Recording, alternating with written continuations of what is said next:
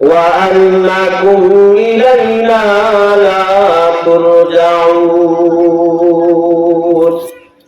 হে পৃথিবীর মুমিনের দল, তোমরা কি পৃথিবীর জমিনে যাওয়ার পরে আমি মালিককে তোমরা ভুলে গেছো?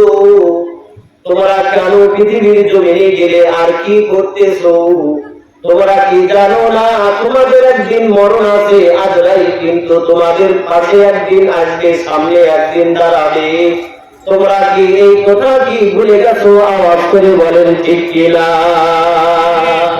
আল্লাহ কি আমাদেরকে উদ্দেশ্য ছাড়া বানাইছেন? বলেন না। আল্লাহর একটা উদ্দেশ্য আছে, সেটা হলো আল্লাহ বলে, বান্দা আমি তোমাকে পৃথিবীর জমিনে পাঠিয়েছি, আমার একটা উদ্দেশ্য আছে।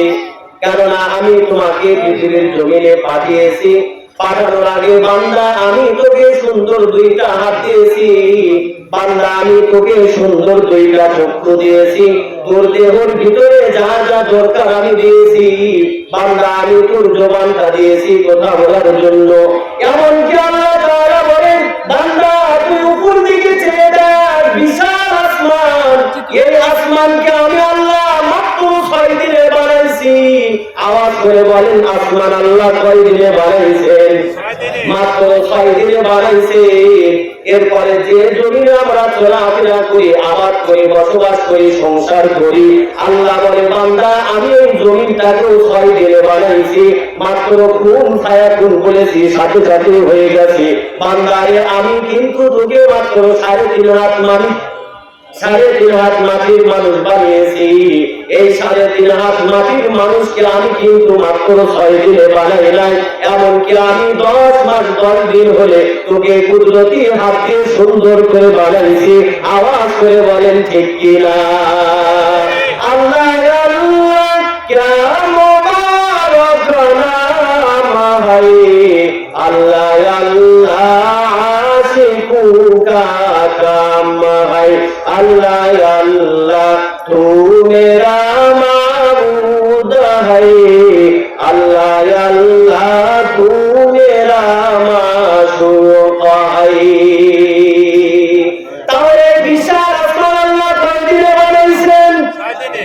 ভালো করে আওয়াজ করে বলেন কয় দিন? এই বিশাল জমিন আল্লাহ কয় দিনে বানাইছে? আমাকে আপনাকে 3.5 হাত মাটির মানুষ আল্লাহ কয় দিনে বানাইছেন? 10 মাস 10 দিন হলে বানাইছে। আল্লাহর কাছে অসম্ভব কিছুই নাই। আল্লাহ ইচ্ছা করলে আমাকে আপনাকে মাত্র 6 সেকেন্ডে বানাইতে পারতেন কিনা? আওয়াজ করে বলেন। কিন্তু আল্লাহ আমাকে আপনাকে 6 দিনে নয়, 6 মাসেও নয়। আল্লাহ বলে বান্দা আমি তোকে মায়ের গর্ভে কুদরতি হাত দিয়ে আমি সুন্দর করে বানাইছি একমাত্র 10 মাস 10 দিন ধরে। আওয়াজ করে বলেন সুবহানাল্লাহ। কেননা বান্দাকে পৃথিবীর জমিনে পাঠানোর পরে ওই আসমানের মালিক আল্লাহ বলে বান্দা আমি তোকে সুন্দর করে বানাইছি। কেননা বিশাল আসমান বানিয়ে আমি কোরআনের কথাও বলি নাই যে আমি সুন্দর করে আসমান বানাইছি। এই জমিনটা বানানোর পরে আমি আল্লাহ কোথাও বলি নাই যে জমিনটা আমি সুন্দর করে বানাইছি। কেননা ফেরেশতাদেরকে আমি নূর দ্বারা বানিয়েছি, কিন্তু ফেরেশতাদেরকেও বানানোর পরে আমি বলি নাই যে তাদেরকে আমি সুন্দর করে বানাইছি। বান্দা আমি তোকে মাটি দিয়ে বানাইছি। বানানোর পরে আমি একটা নয়, দুইটা নয়, 4-4টা কথন করে আমি বলতেছি বান্দা আমি তোকে সুন্দর করে বানাইছি। আওয়াজ করে বলেন সুবহানাল্লাহ। আপনি কত সা তো দুনিয়া রে খবর है, दुनिया की नुमाइश पर नजर है, नमी गुयम ये आज दुनिया जुदाबाज बाहर करे के बासीबा खुदाबाज। এরপর আসমানের মালিক আল্লাহ ডাক দিয়ে বলে, পৃথিবীর মুমিনের দল আমি তোদেরকে সুন্দর করে বানাইছি। কেননা পৃথিবীর জমিনে যাওয়ার পরে তোদের কথা ছিল তোরা পৃথিবীর জমিনে যাওয়ার পরে তোরা আমি মালিকের কুদরতি পায়ে সিজদা দিবি। কিন্তু বান্দা না, পৃথিবীর জমিনে যাওয়ার পরে মালিককে তোরা ভুলে গেলি। আজকে তোরা পাগলা বাবা গোটা বাবার মাজারে গিয়ে তোরা কোপালটা ঠেকাস, আওয়াজ করে বলেন ঠিক কিনা? কেননা সেটা তোমার মালিককে, এই কোপাল বানাইছে কে? আল্লাহ নাকি কোনো পীর? কেননা আল্লাহ মানুষদেরকে সুন্দর করে বানাইছেন। আল্লাহ কোরআনের ভিতরে চারটা কসম করে বলছেন, বান্দা আমি তোকেই সুন্দর করে বানিয়েছি, তুই যেখানে যা দরকার সেখানে আমি তোকে সেটাই দিয়েছি। আমি দুইটা চোখ দিয়েছি, সুন্দর কপাল দিয়েছি। বান্দা পৃথিবীর জমিনে যাওয়ার পরে তোরা আমার কুদরতি পায়ে সেজদা দিবি, কিন্তু জমিনে যাওয়ার পরে তোরা আমি মালিককে ভুলে গেলি। আজ তোরা এই কপালটা নেতা বাবা পাগলা বাবা ছোটা বাবার মাথায় গিয়ে তোরা কেন দেখা? তোদেরকে কে ধোকা দিল? আওয়াজ করে বলেন ঠিক কিনা? কেন আসমানের মালিক আল্লাহ, এই যে আজকে আমাদেরকে সুন্দর করে বানাইছেন। আল্লাহ বলে, বান্দা আমি তোদেরকে জাহান্নামের আগুনে পোড়ানোর জন্য বানাই নাই। আল্লাহ বলে, আমি ফেরাউনের জন্য জান্নাত বানাইছি। বান্দা আমি তোর জন্য জান্নাত বানাইছি। এখন আমরা কেউ যদি জান্নাতে না যায়, জান্নাত যদি না পাই, তাহলে এটা আমার দোষ নাকি মালিকের দোষ? আমার দোষ না আল্লাহর দোষ? আমি যদি জান্নাত না পাই তাহলে আমার দোষ। আমার কপাল খারাপের কারণে আমি পাইলাম না। কেননা ফেরাউনের জন্য আল্লাহ জান্নাত বানাইছেন। পৃথিবীর জমিনে আসছি, আল্লাহ ইমানের দাওয়াত দিয়েছে। হে পৃথিবীর মুমিনের দল, তোরা 1 নম্বরে কর্মসূচি পালন কর। তোদের 1 নম্বরে কর্মসূচি হলো তোরা ঈমান নিয়ে আয়, ঈমানকে পরিপূর্ণ কর। চিল্লা বলেন ঠিক কিনা? কারণ আল্লাহ কোন বান্দাকে জাহান্নামের আগুনে পুড়াইতে চায় না, এটা মালিকের ওয়াদা।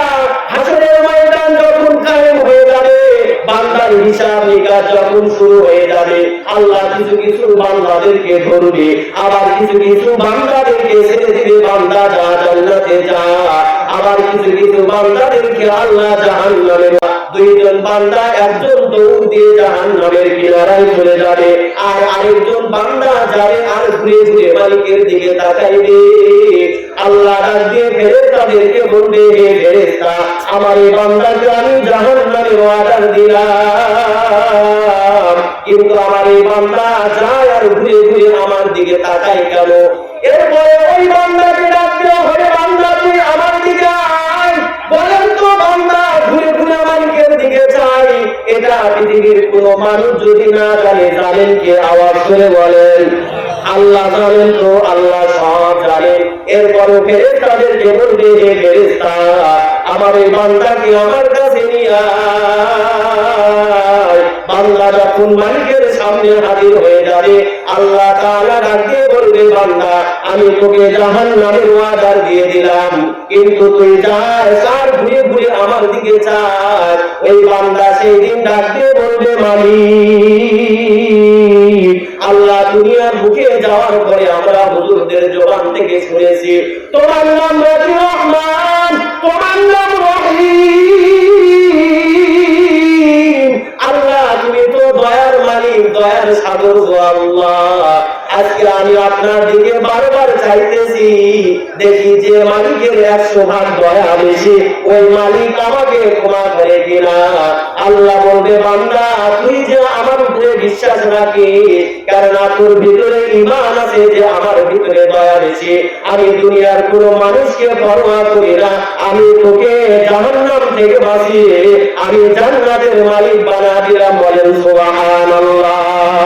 তাদের রতুমারি বরকমান আনতা রব্বি আনতা হাসবি যুল জালাল, তুহি কাদের জলিলুল্লাহ জালাল, বাহার হালে তুহি মেরা নিগাহদার। কারণ আসমানের মালিকের দয়া আছে না নাই? বলেন ওই মালিকের দয়া আছে না নাই? আমরা নামাজ পড়ি না, এরপরেও মালিক খাওয়ান কি খাওয়ান না? আমরা যে নামাজ পড়ি না, এরপরেও আমাদের হাত চলে কি চলে না? আমরা যে মালিকের গোলামি